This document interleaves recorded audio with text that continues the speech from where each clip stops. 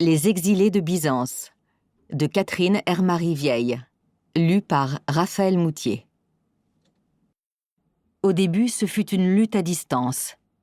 Au premier rang des assiégeants, les soldats originaires de maints pays d'Asie qu'on nommait Bachibouzouk.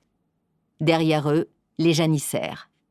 50 000 assaillants, dans la lumière de l'aube naissante, se ruaient sur les remparts à demi démolis, tandis que les défenseurs, dans une pluie de flèches, renversaient les échelles sur lesquelles les Turcs s'agglutinaient en une masse si compacte qu'on aurait cru des insectes grouillant sur un bâton. L'élite de Constantinople, les soldats italiens et grecs, frappaient de l'épée dans le tas de ceux qui parvenaient au créneau. D'autres tiraient à coups de coulevrine sur ceux encore à terre qui s'apprêtaient à redresser les échelles renversées. D'autres encore jetaient des quartiers de roc qui causaient de grands ravages. Personne ne reculait car le sultan avait ordonné que le moindre fuyard soit taillé en pièces.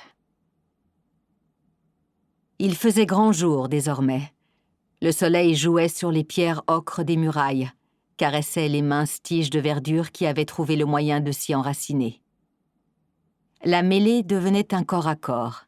Les imprécations, les cris de guerre ou de douleur se mêlaient aux canonnades, tandis qu'au loin meuglaient les bestiaux, blatéraient les chameaux, aboyaient les chiens.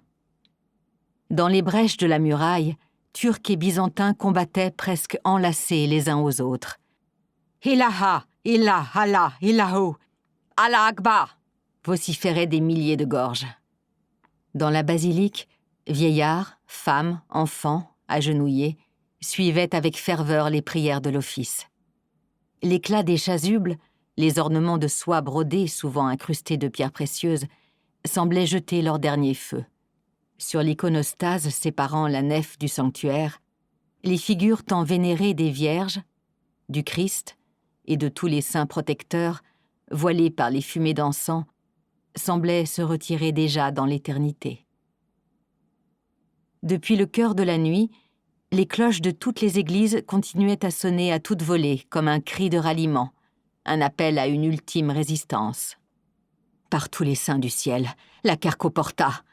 s'écria soudain Georges Doukas, le capitaine des archers. Il s'agissait d'une poterne qui avait été créée près de la porte d'Andrinople, dans l'enceinte intérieure. Dans la hâte des derniers préparatifs avant l'assaut, cette petite porte à moitié ensevelie sous la végétation avait été oubliée de tous. « Courez à la poterne !» ordonna-t-il. « Voyez si les murailles extérieures sont encore debout. » Qu'apparaisse la moindre brèche, et c'étaient des dizaines de soldats turcs qui pouvaient s'y engouffrer et lever les barres de fer transversales qui fermaient la porte d'Andrinople.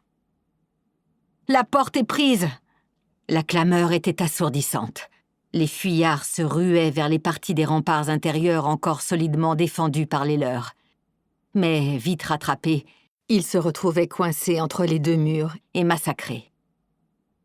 Déjà, les Turcs déferlaient dans la ville après avoir planté sur la porte d'Andrinople les étendards de Mehmet. Ceux du Bacillus avaient été lacérés. Bientôt, la ville entière fut cernée de drapeaux mahométans flottant dans la brise du printemps, tels des linceuls qui allaient ensevelir les Byzantins. « La ville est prise! La ville est prise !»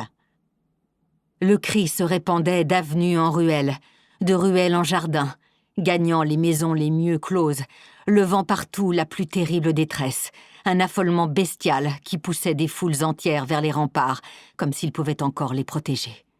Ceux qui parvenaient sur le chemin de garde en haut des pans encore debout aperçurent les navires vénitiens et génois lever les voiles. La chaîne fermant la Corne d'Or était cassée. Allait-il fuir